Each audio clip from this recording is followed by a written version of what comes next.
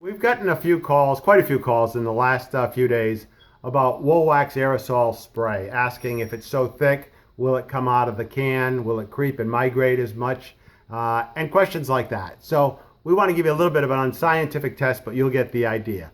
Let's shoot a little bit of Woolwax on a pie plate here. All right. And now let's get a competitive brand. Let's take a shot at it. That's the Woolwax can. And now let's get a competitive brand. Let's take a look at that can so we know what we're shooting. All right. Let's put that on the right-hand side. All right. So we've got the two different products. On the left-hand side, we've got the Woolwax. On the right-hand side, we have the fluid film competition product. I think you could see as far as the migration and the creeping capabilities of both pretty much equal, even though the Woolwax is considerably thicker product. You can see that it's creeping about equal to its competitor on the right-hand side. There's still a lot of gas in both of them escaping. So I think what we might want to do is pause this video just for a minute or so till all that gas escapes, and I'm kind of running out of things to say.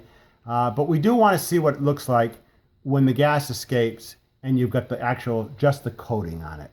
So I think I'm going to pause just for a minute and let it settle. Hey, we're back.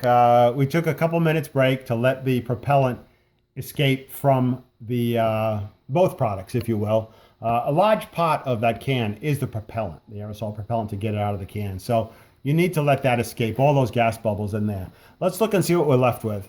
On the left-hand side, we've got the Woolwax. We can see that it, it crept down, and its migration is about the same as the competitive product. May take us a little bit longer to get there because we're pretty thick, but we'll get there, and we'll migrate into all the inaccessible areas. So let's look at the Woolwax. We've got a nice, smooth, heavy coating. Looks pretty nice to me. It's a very thick coating. Let's look at the competitive brand fluid film. And Mr. Cameraman, see if we can get a little bit close up in there. I see a lot of broken areas. I see a thin coating. I see a lot of areas where there's no coating left at all. And I'm not really sure what causes that breakdown.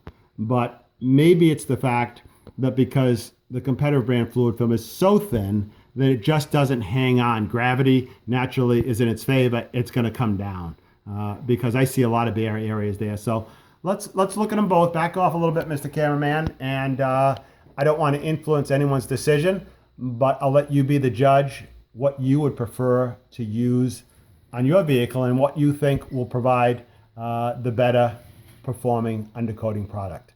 I want to thank you very much for watching this video, and thank you for considering Woolwax for your undercoating needs.